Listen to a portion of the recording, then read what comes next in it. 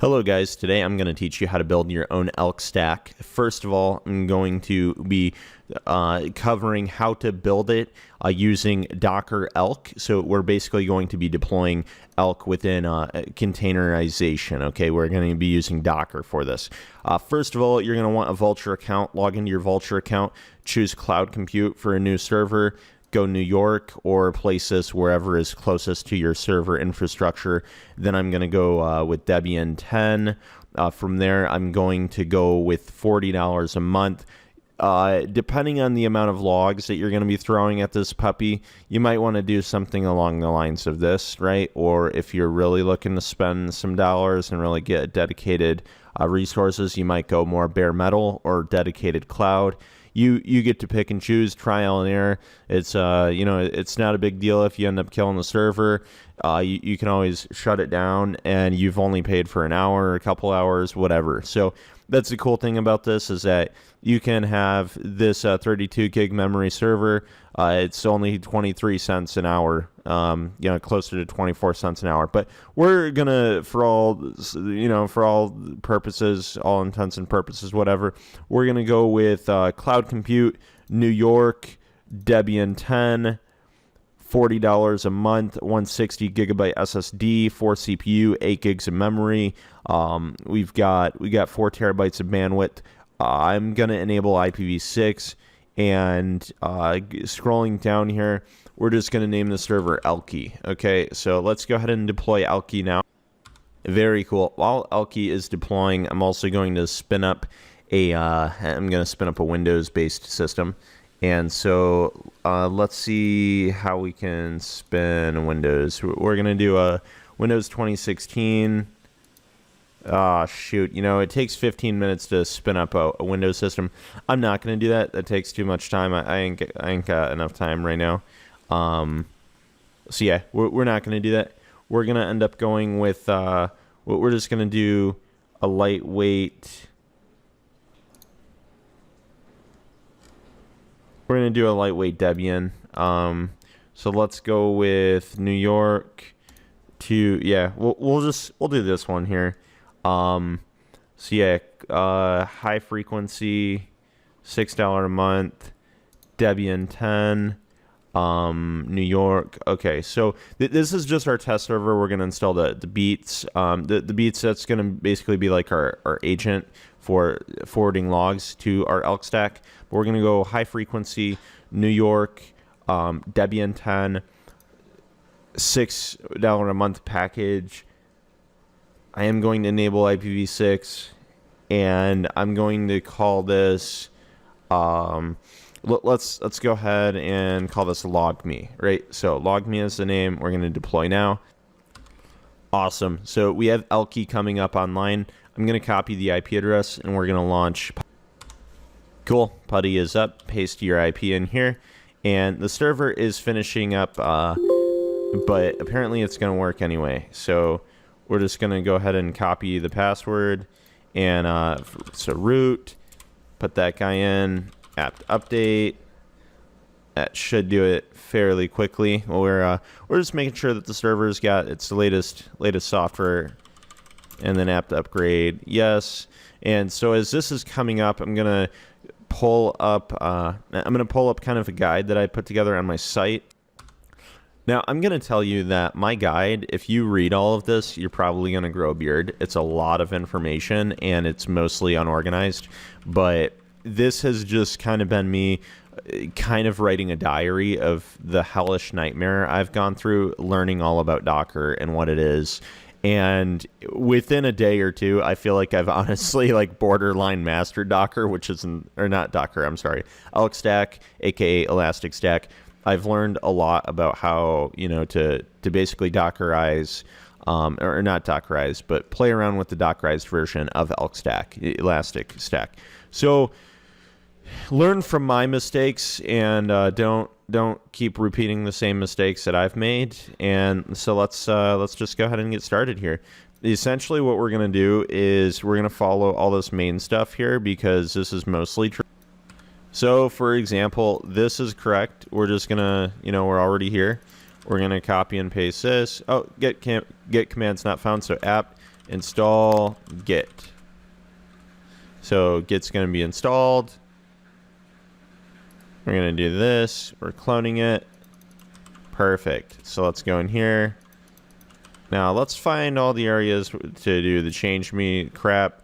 So we've found basically all these locations where we can see change me, and I'm going to do this right there. So if I run this, we should get the unique locations, all where change me is found. So in this case, I have found Docker Compose, run tests. Yeah, okay. So essentially all these pretty much match up for the most part. But anyway, the whole point behind this is that, I mean, we can launch things this way, but then we have a password in there, and it just, oh gosh, it's just annoying. I'll be totally honest, it's really annoying. So what I'm gonna do is I'm just gonna run this command here. This should take care of it for the most part. And then what we're going to do is we're going to run that prior command that we had to see where all stuff is. So cool. It looks like it changed it all. So the default password now has been changed from change me to this. So the username is going to be Elastic. This is going to be your password to sign in. That's a lot better than just Elastic change me, because a lot of people have that. Now we're going to do apt install docker.io. Yes. So this is going to take a second here. Okay, so we've got Docker.io. That's all good. We're going to go ahead and we're going to try running this. Okay, Docker Compose is not found, so I'm going to do apt install Docker Compose, if I can spell compose. So that's going to get Docker Compose set up. It should take only a few seconds. Okay, newer kernel available. Tab, okay. Boom, awesome. So we're starting to go with that. I'm just gonna kind of let this go at this point. So already at this point, for the most part, things are coming up. I've got this server that I'm gonna be just kind of throwing Apache on. So we're gonna forward Apache Logs just as an example. So for this, the LogMe server, we're just going to paste over into PuTTY, the IP, connect in through SSH. Root is going to be our username. We'd right click to paste our password in that we copied. From here, I'm just going to do apt update and just make sure, again, we've got all the latest updates going while we're downloading the Elastic Stack over here, so that way we can run the Dockerized one. I'm going to do apt upgrade, yes. Now, as this is happening, I want to show you. By default, there are configurations set up in a way where all of this stuff is going to happen over HTTP, which is annoying. It's very annoying. So there's two ways it can send the log data. It uses HTTP or HTTPS, that from my experience. And obviously with HTTP logs being thrown around, that's not very safe, right? That's not good. Because then if anybody is listening in on your network, they are potentially able to just kind of like read over your HTTP tossed around logs. Now that's just it's a bad security posture. So what you want is HTTPS to be set up, but it's oh my gosh, man, it's just slightly painful. I will say it's painful. With that being said, there is a security tool out there called Read Only Rest. Now the pricing for this guy, for what it does, is about $3,000 a year. That's a little steep, right? There is one other tool that kind of helps with this. Now, that is SearchGuard. SearchGuard is a security and alert plugin. It encrypts and protects your data and your data flows in the entire Elastic stack. So it's definitely designed for the modern enterprise. This is probably a good way to go if you're rolling in an ELK stack or Elastic stack, whatever you want to call it. So I would say between this and the prior solution I just had shown you, these are the ways to take care of business. In my case, I ended up doing like a reverse, a proxy pass reverse, and it's really ghetto, but I did end up getting it to work. So here you can see what it looks like when you're sending logs encrypted, and then here's what event logs look like when they're not encrypted. Here we can make out Windows 10 Enterprise 2016 LTSB, kernel, and release versions. Here, this is a bunch of blah, blah, right? So there's a difference definitely between sending your logs across your network using HTTP and sending your logs across your network using HTTPS. Now, that's just something to keep in mind as you're working on deploying this out. And it's not easy, okay? When I say it's not easy, it kind of is, but it's just a real PITA, okay? It's a PITA, big time, hardcore. But anyway, we're gonna do apt install Apache 2, yes, and then we're gonna ls okay, we're gonna go in here and look inside HTML. There we go. So we got index.html. Now we're gonna get our IP address for this guy. Which, by the way, I didn't know this. Apparently, you don't need the whole adder. You can do IPA. So I didn't know that until recently. I feel kind of silly. But anyway, what we're going to be working with is this IP address. And I'm also going to try nmap. It's probably not installed. Nope. So apt install nmap. And we're just going to nmap localhost. So newer kernel available. Cool. Okay, whatever. Nmap localhost. There we go. So here we can see some ports open. I'm gonna actually nmap localhost and do ports 1 through 60,000, and that's gonna give us more open ports. Yep. So here's the ports that are kind of in use by ELK. 22 and 25. Count those out, but I think 5,000. 5601, 9200, 9300. I don't know. Some of this stuff is probably mostly ELK. But anyway, what we're going to do right away is we're going to get signed in. So the Kibana is 5601. So I'm going to just open a new tab. Here we go. So I'm loading my IP address to this port 5601. So here, how I got here is I literally just put my server's IP address that I'm running the ELK stack on with 5601 in here. Now, as you can see, it says not secure up here. This is obvious because we're not logging in over HTTPS, and this is where I kind of rolled that ghetto proxy Apache. So this proxy stuff that I configured, which is if I'm correct, it's right here. It works, and it actually works quite well. The thing is, you could set up startbot and roll this with let's encrypt, and things would work fine. This is kind of the scrub way to do it. Like, it's quite nubbish. I would say it's the noob route. There's actually a cool video I watched on this, and he actually says it's the noob route.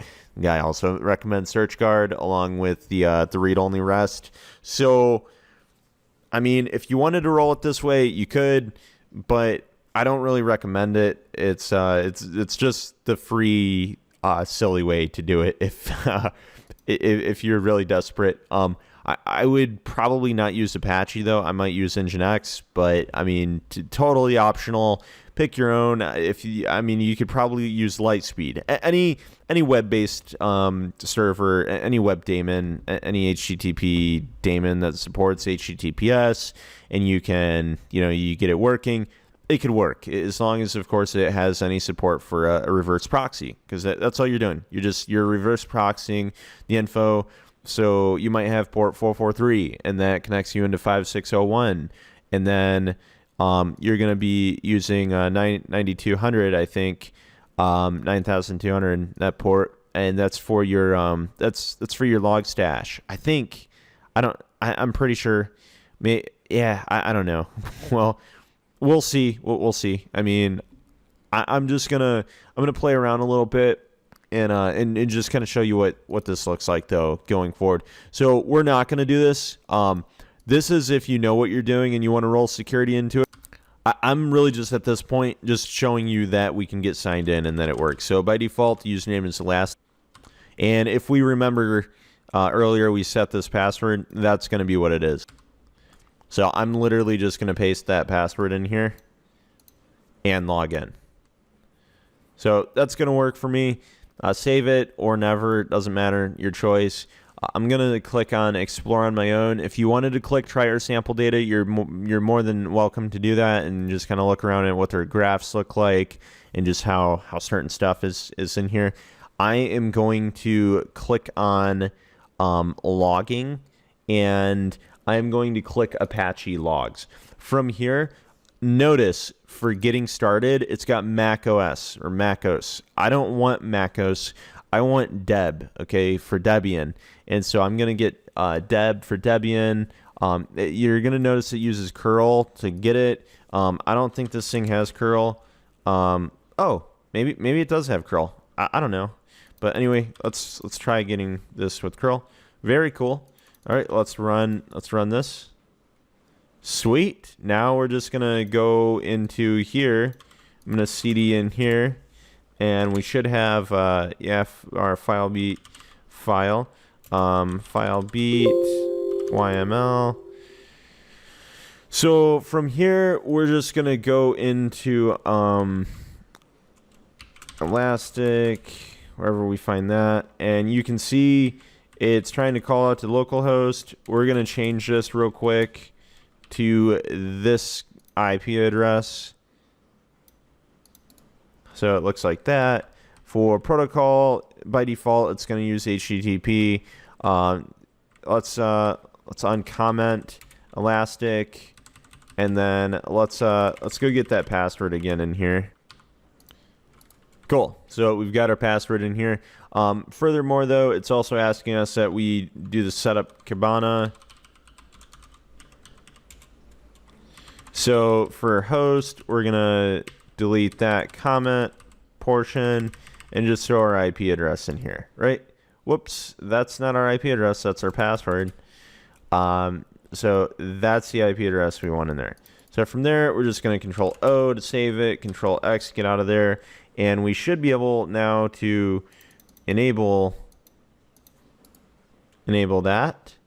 And then we are going to, if we wanted to, we could modify the module, but I don't really need to do that. I'm going to just copy the FileBeat setup command to run it.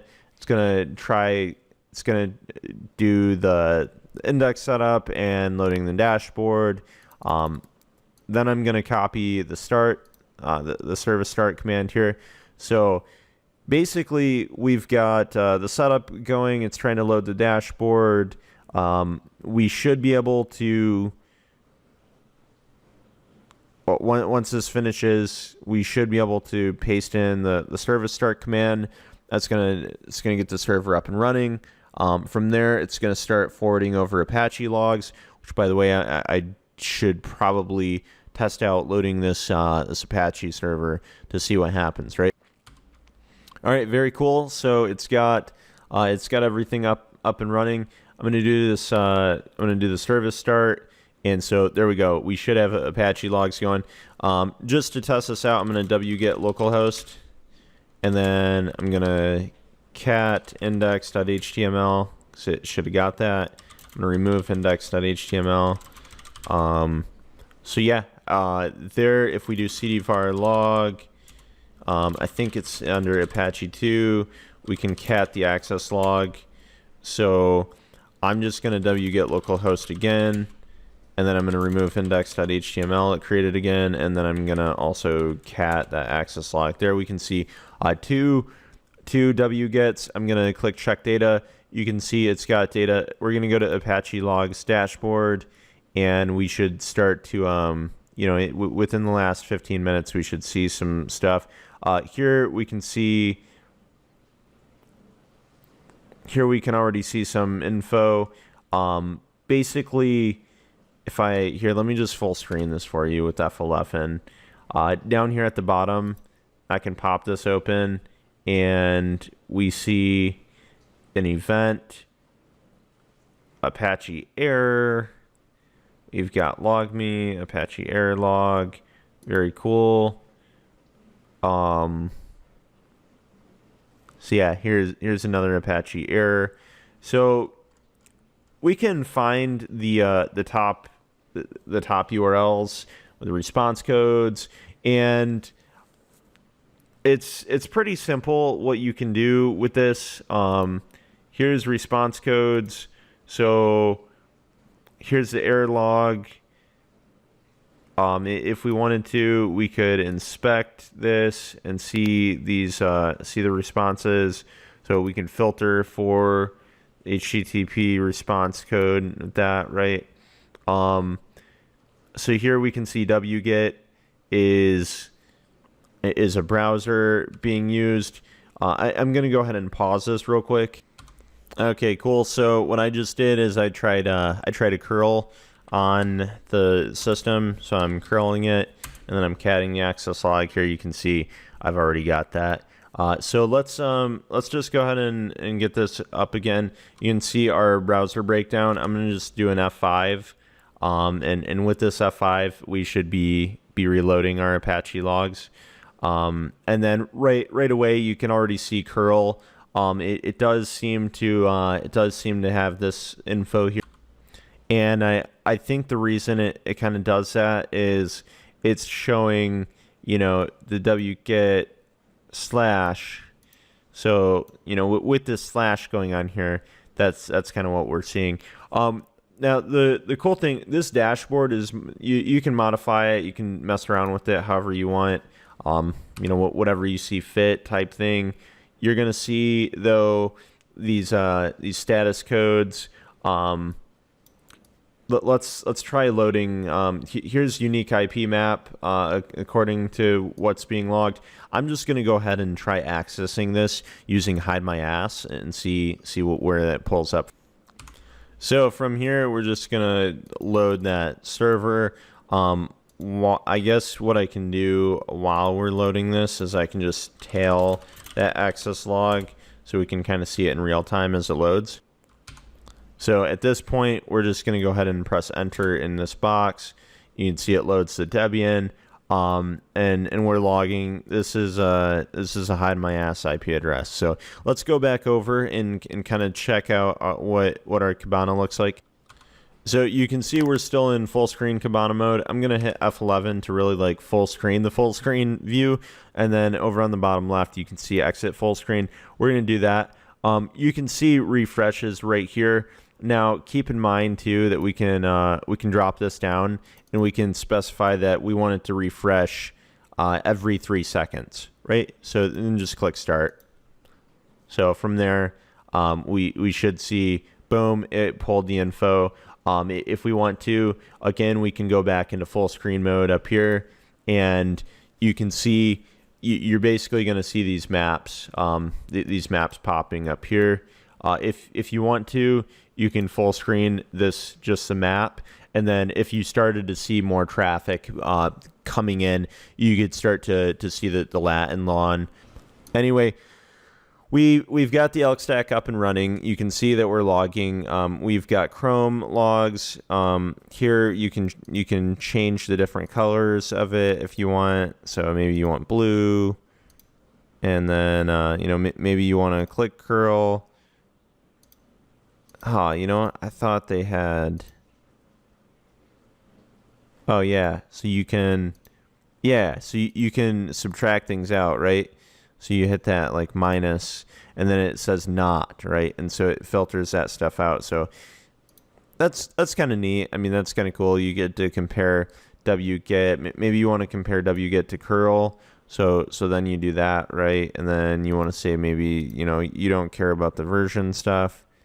But then saying you don't care about the version stuff also kills the curl and all that. So kind of awesome. You can always disable your filters, and then you can always enable them all back again. Just as easily. You can remove all. You can invert your inclusion. There's just a lot of things you can do with Elastic. Or ELK stack, Elastic stack, whatever you want to call this. In addition to this, so it doesn't just stop there. You can get sim logs. So if you wanted to, for example, we can pull audit beat up and make sure, again, when you're picking your OS, like RPM, you're going to use RPM for like CentOS or CentOS and Red Hat. Obviously, Windows, you would use the PowerShell launched one. And then obviously Debian and Ubuntu is going to look like that. So, I mean, use your right packages. I can't stress enough also that it's really important to just get a good general overview of the health of your system, and you get that from this tab. So that's going to show this guy here. Your JVM heap, you can change this. I can show that in another tutorial. You can also see we've got 92% of disk space available. That's good. That's pretty healthy. By default, health is going to be yellow because it wants you to have, I think it wants you to have 2. It definitely, it wants you to have like replica shards. In order to have that, I think you might need to, you have to do certain configurations. I'm still working around with allocating replica shards, so that's why it's yellow. It's telling you that here. So if you wanted to fix this error, you could allocate missing replica shards, or you can set the replica shards minimum to 0, and just disable that. That warning is going to go away. The health turns to green. That's not really the solution. You're just more or less ignoring a problem. So in order to get ELK working how it's supposed to, you'd really want to have 3 nodes for redundancy. And here you can see kind of just an overall health view of kind of how things are going. You can look at your the index stuff. You can see yellow's what's going on here. Your jobs, and overall though, this is just a really cool utility or a really cool tool. I can't I can't imagine anything simpler or anything necessarily better for free, right? I mean, for free you're getting quite a bit going on here, right? So from over here, you've got your dashboard. If you click your dashboard, this pops our Apache Logs back up. Here under dashboard, you can look at different ones. So, for example, here's kind of just overall all your default dashboards. You could, let's see if they've got Palo. Yeah, so Palo Alto Networks.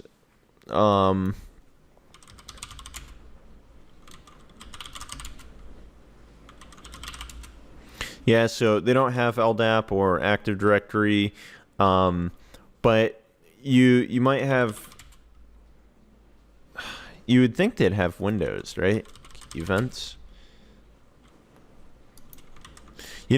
I think it generates dashboards. Yeah, so it'll generate dashboards as you deploy more stuff. So, for example, my dashboard's listed here. I can do 50 rows and scroll through all these and go to the next page. It's displaying this stuff. You can get NetFlow flow, NetFlow logs. I'm gonna, man, I'd really love to just show you guys the win log beat. So what that looks like is you just kind of download this, launch it on a system. Anytime a user logs in, for example, you can have that data sent over. You can really get, I guess, like detailed and change things around in configs, so you get only certain data. It's really important though too to note, like, let's just for a good test, let's take this audit beat. This audit beat's going to be kind of cool in the sense that we're going to be able to, you'll see what I mean here. All right, guys, we can already see I've got some bad login activity going on, right? From a 221.163.8.108. Let's go ahead and just map this out to see where this is coming from. Here we can see this IP is popping up from Korea Telecom. Definitely not me, so stay the fuck away from my network, you piece of shit. All right, let's get that audit beat that we've been talking a little bit about, right? So let's go ahead and I'm going to move this guy to the left. Perfect. I'm going to take this. Here's our logme one. So, you know, we know we're working with logme. It's got root at logme. Let's get auto beat in place. Let's go ahead and CD in there. And LS, we're looking for that auto beat. YML. It's going to want us to put that host in there. So let's search for Elastic. Let's go ahead and uncomment both. Let's change this localhost from localhost to the IP address of our system.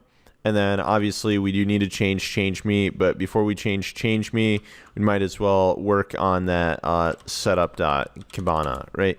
So it's uncomment host, change localhost out for this IP, okay.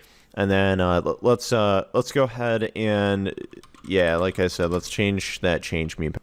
Again, where I'm getting that password is where we updated it over here using the sed command. So let's go ahead and put that.